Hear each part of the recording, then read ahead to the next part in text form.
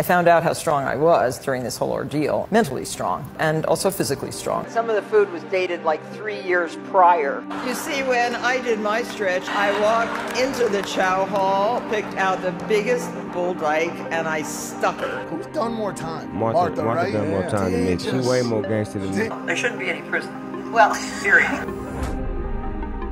Martha Stewart went to prison for her crimes. She lied to investigators and fraudulently sold off stock through insider trading. Even though the evidence proves Martha's crimes, she's never ratted out anyone. So let's get into it. So I wanted to talk about Martha Stewart and how she ended up in prison, because she seems like the last celebrity who's going to serve time behind bars. If you guys don't know who Martha Stewart is, you've probably seen her cooking before or selling some home products, because she's become a household staple. She's currently in her 80s, but throughout her career, she's been able to produce almost every type of household product and then sell them on her television shows. I'm back with Robin Williams and... Gracias, amigos. Robin Williams, yo soy Martha Stewart. A la cochina de Martha Stewart. Me salen las carnitas. Bienvenido, amigos. Carnitas. Sí. And we are going to try to make today's simple supper, a delicious chili rub skirt steak. I love Martha Stewart, so no hate to her, but I'm pretty sure she knew exactly what she was doing when she broke the law. So let's talk about how this went down. Essentially, Martha was busted for insider trading back in 2001. Back in the early 2000s, there was a biopharmaceutical company called Clone, and pretty much this company made cancer medication, and it was doing pretty well. Until it wasn't, because they were coming out with a new drug and the FDA wasn't about it. They weren't going to approve it, so they invested all this money into a new product that they couldn't release. You guys probably know that pharmaceuticals are super sketchy, so this company has a lot of schemes going on. And after looking into that medication, it was denied for all the right reasons. Well, Martha owned about 4,000 shares of Clone, and she decided to sell her shares the day before this news broke. It actually turns out that this broker from Merrill Lynch named Peter supposedly gave Martha information on the company's drug and how it was failing. He told her that this company was going to suffer and all the money that they put in was just going to plummet. So sell it now before the rest of the world learns about this drug failing, and then you will make money. That's what insider trading is. Insider trading is a practice in which an individual buys or sells stocks that they have in a company using information that's not available to the public. Insider trading is illegal and a serious offense. And I was actually talking to one of my friends about this situation and what happened with Martha, and I was like, you know what, like, why is insider trading like illegal? Like, if you have a friend who's got information, like, isn't that just a good friend like giving you the heads up? And, you know, it's not like I was asking him, like, is it a breach of contract? What exactly are you violating? But I guess it's an overall, like, umbrella policy, because if insider trading occurred, then the richest would become so much richer, and that top 1% would be like a 0.00, you know, it would take over the world. So that's kind of why it's illegal. And, you know, Martha isn't in the right for selling this product at that time, because it's essentially selling a fraudulent stock to someone, like, you know, selling them for a price that you know is way inflated and unfair. It's all really confusing. I'm not a financial expert, but it kind of makes sense, you know? I mean, the 1% is already 1%ing. We don't really need any more of that. Martha was eventually indicted on 9 counts by the government. The charges included obstruction of justice and securities fraud. In March 2004, a jury found Martha guilty of felony charges, including lying to federal investigators, obstruction of agency proceeding, and conspiracy to obstruct. She was sentenced to 5 months in a federal facility and 2 years of supervised release with 5 months of electronic monitoring. They also threw a $30,000 fine at Martha, which isn't anything, but the reason why she received so many charges is because she refused to rat out people or to speak to investigators. That's why they charged her with lying to investigators and obstructing justice. And that's because she wasn't going to snitch on her schemy partners, and every time time they asked her about her own doing, she said she did not recall. She doesn't recall ever receiving, special information. She just said it was a coincidence that she sold her stocks, and then the day after, the stock prices plummeted. She did have to settle a civil case with the SEC for $195,000, which is more than $30,000. And that's specifically because she was conspiring and obstructing and lying to investigators. They charged her for conspiring because Martha was found to have conspired with that broker, Peter,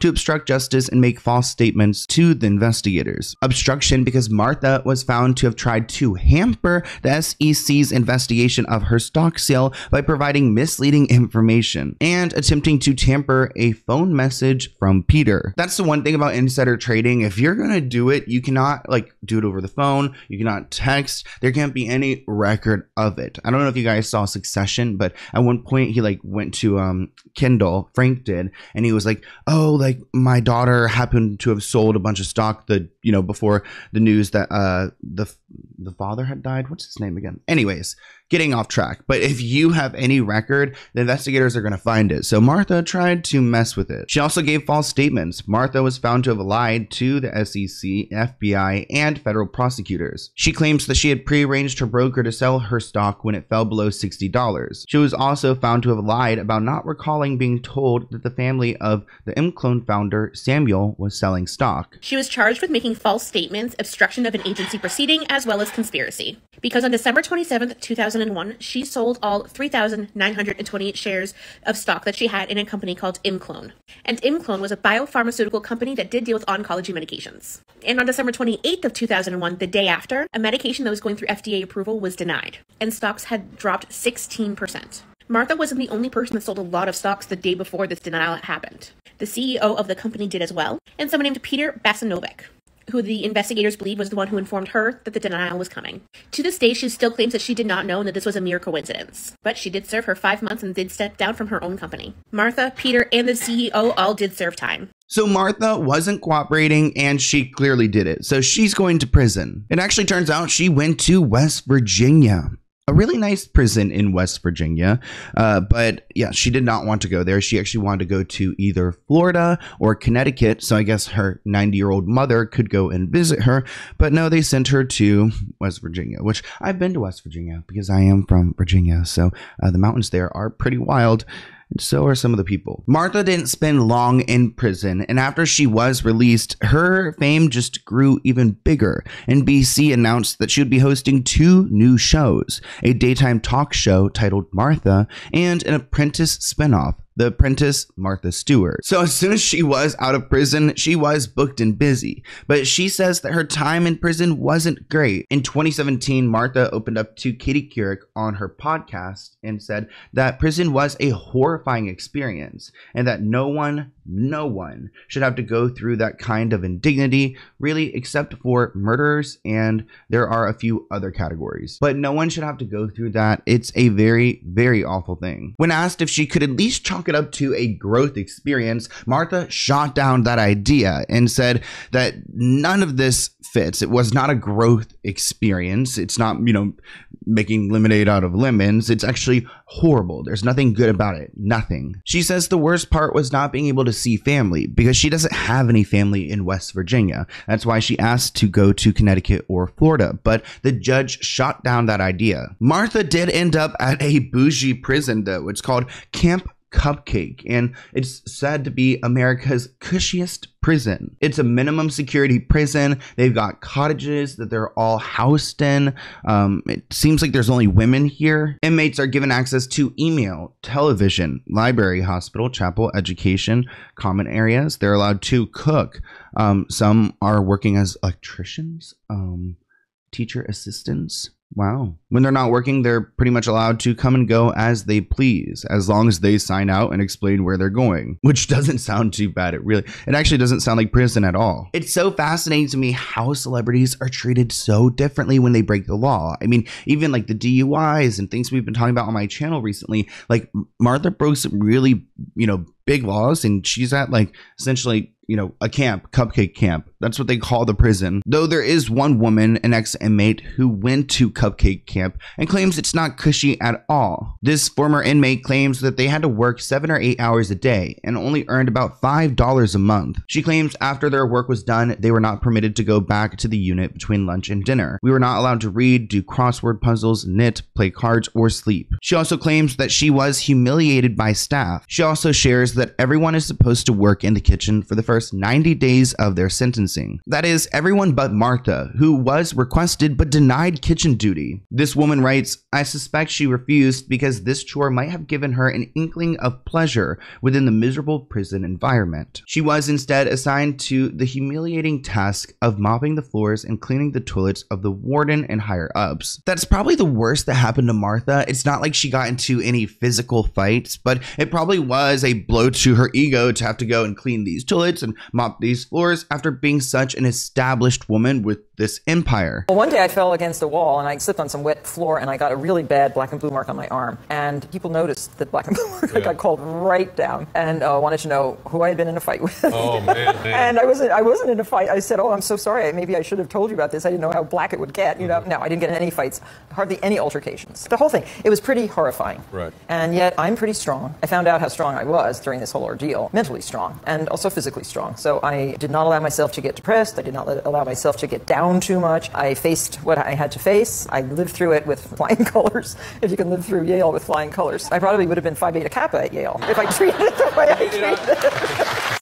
While Martha was in prison, she continued to work because she has a large business under her. And actually, right before Christmas in 2004, she posted a note on her website from prison. She wrote that she was doing fine. Quote, "I look forward to being home, to getting back to my valuable work of creating, cooking, and making television." She also revealed that her official prison job had been cleaning, but like everyone else here, I'd rather be doing all of this from my home, not here, away from family and friends. She also wrote about the justice system. "I beseech you all to think about these women, to encourage the American people to ask for reform, both in sentencing guidelines and in length of incarceration for non-violent first-time offenders." I do think it's important that some of these really powerful people kind of experience these things so they can advocate for it, because someone like Martha actually has the voice and the power to maybe do something. She did end up doing some cooking in prison. I mean, it's Martha Stewart.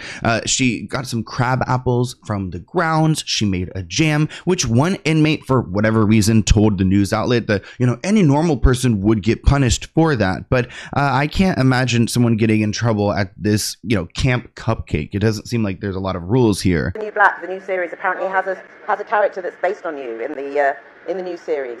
So I haven't. Have you heard about that and seen it? I have heard about it. Last week, somebody asked me about it, and I was joking and saying that I haven't really watched the program because I actually lived through it, and the reel was probably a lot better than the written program. I'm sure it's better. Was it hideous? Was the food good? Was the food? Yeah, in prison. The food was dated I don't remember what year that was, but some of the food was dated 3 years prior. Expiration. If it was 2001, the food was expired in 1999. I mean, you would not want to eat that food. That's why I made jam out of the crab apples on the trees. And did you get a chance to do things you enjoyed while you were there? No. Even though Martha didn't enjoy prison, she did do well there, and she actually ended up losing weight and becoming even more healthy, which is something I see sometimes when people go to prison. They come out looking all buff and ripped after spending time behind bars, I guess, because there's really nothing else to do. Being fearless is very good. Don't be afraid. Don't be afraid of anything.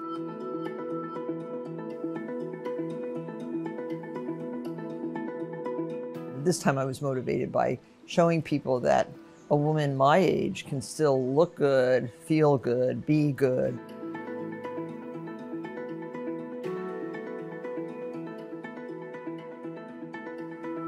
It is a testament to good living. And I think that all of us should think about good living, successful living, and not about aging. That's good. The whole aging thing is so boring. When I imagine Martha in prison, I imagine her with like a bunch of young like women inmates around her, and she's just like the mother leading the pack, giving them advice, and just like cultivating a little community like she has in the real world. And it turns out she did make some friends while in prison. There's actually one group of friends that she made in prison who she still keeps in contact with. Martha said that these friends are some very interesting women, and they are of great value to society. I keep in contact with them. We have some broken systems in this country. One of them is the prison system. As you guys have seen, since Martha has left prison, she has been right to work. She actually started selling a nativity set that she handcrafted while in prison. I like how she refers to prison as camp in this video, but she shares a video where she created these original clay pieces, and now she's selling them. If you'd like to give a really beautiful and special gift this Christmas with a little street cred, we're all inspired by, guess what, a set that I made when I was confined. They still have my number on the bottom. These are exact replicas of a nativity scene that I made in my pottery class when I was away at camp. These are the ones that I made and glazed and painted in a beautiful drabware color. We decided to glaze them in white. They are beautiful. There are 14 pieces, including the baby Jesus, the Mary and Joseph, the three wise men, the shepherds, the camels. It's so beautiful. And these elegant little pearl trees, which make such a nice background for the white figurines. Have fun with your nativity this year. I like how she doesn't shy away from her time in prison. She won't answer questions about specifically how she got in trouble, but she will talk about her time there and what she did and having these little classes and building relationships with these women. So if you're looking for a ceramics class to go to, everybody? No, I called. I wanted the molds because I liked for history, you know. And they had thrown away all the molds. They had a whole warehouse of beautiful molds. Oh, no. And they're all gone. Oh, that's a shame. No more ceramics class. Oh, that's a bummer. Yep. All right. Well, there shouldn't be any prison. Well, period. No. When powerful or rich people get in trouble, they're typically scolded because they're using a system to financially become richer when they're already rich, or they're doing some heinous crime. But in Martha's situation, her reputation only got better after going to prison, which I find very fascinating. And you know, I must admit, I have some love in my heart for Martha, so I'm part of that group that I guess just dismisses this crime, probably because we don't really understand the implications. You see, when I did my stretch, all the hood rats on my cell block wanted to break off a piece of Martha Stewart's ass. So I walked into the chow hall, picked out the biggest bull dyke, and I stuck her. From then on, prison was easier than making blueberry scones. Martha is hilarious, and there's a reason why she's a legend. And since this entire situation, she's taken multiple parts of her experience and profited off of it. Honestly, I don't know how I forgot this iconic moment in pop culture history. The poncho that Martha Stewart had knitted for her by an inmate when she was in prison. And she reportedly still owns it. She also wore it the day she left prison. An iconic poncho. Since becoming a free woman and going through her probation, she has been inducted into the New Jersey Hall of Fame, Licensing International Hall of Fame, and she's also been a part of a bunch of different roasts. She's had shows go on. She's built a friendship with Snoop Dogg, who's always advocated for her. Partially because Martha's not a snitch. I mean, she went through all of that. She probably could have not gone to prison if she ratted out the right people, but she just said she did not recall. And I want to hear what you guys think about that in the comments below. Do you think that's sneaky, shady, puts a bad taste in your mouth? Or are you oh, hell yeah, Martha, I would trust you with my life because I know you got my back? Snoop Dogg, Martha Stewart. That's like me with your auntie. What's wrong with that? I learned so much when I'm with her in the kitchen, etiquette wise. Who's done more time? Martha right? Done more time than me. She way more gangster than me. How long was she in jail? More than a year. Wow. She did some time. Oh, she's a thug. Yeah. I wish y'all would say something to Martha. What? She did way more time than all you suckers. But I hope you guys enjoyed this video. Leave a comment below, and I'll see you in a new one soon. Bye, guys.